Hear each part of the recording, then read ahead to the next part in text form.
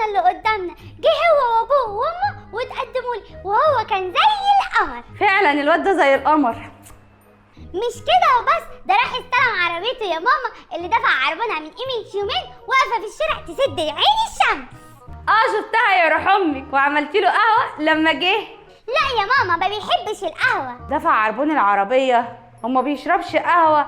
قلتيلي انت ايه اللي مقومك مفزوعه كده يا بت؟ اصل بابا رفضه. جايه تلبسيني انا العمه؟ طب نامي وتغطي كويس بدل ما اجي اغطيكي واطبق على نفسك. ما كانش حلم، لو عرفت الحقيقة